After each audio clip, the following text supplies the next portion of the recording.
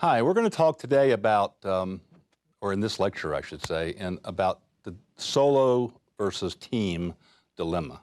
That is, should I found a company on my own, or should I found it as a team?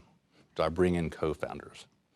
So the issue around founding team dilemmas is you have this exciting idea, you've evaluated it dispassionately, which we talked about in the last lecture, and you've avoided having your passion cloud your judgment so it becomes essentially your downfall, but you have prevented caution from becoming the end of your idea because there's a balancing act there. So the point is it's now time to make the leap.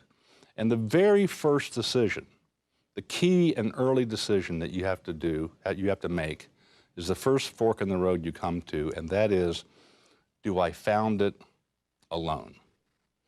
That's a big decision. If the answer is yes, then you go straight to the issues of bringing in a team of people who are your employees, not your co-founders, right? If the answer is no, then there are other issues to consider. Some of the data from the information that we collected from 16,000 founders shows that of all the founders of high potential technology startup companies, only a little under 20% actually founded it alone. The rest of the group, a little over 80%, brought in co-founders. Now, how many founders do you need? Well, that's an interesting question. There's no right answer. But this data shows, by the way, the light blue is technology companies and the dark blue is life sciences companies, all startup companies. And it shows that the greatest number of co-founders, or most companies actually have 2 co-founders. And then the next one is 3, okay? But I can't imagine having 7 co-founders. That would be hard to manage, I believe.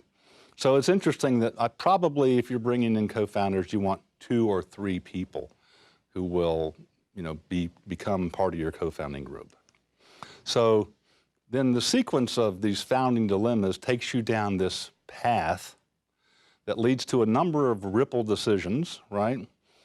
That we will talk about in greater detail in the next lecture. We'll look at 3 of these things, right? So the answer to the question you asked yourself was, should I go it alone? And the answer is no. So once you decide you're going to bring a founding team together, then you have these ramifications you have to consider. We'll look at 3 of them. The 3 that the data reflects are particularly influential in terms of how successful the team will be. And we call this the 3 R's: relationships, roles, and rewards. We'll talk about that in a little bit more detail in the next lecture.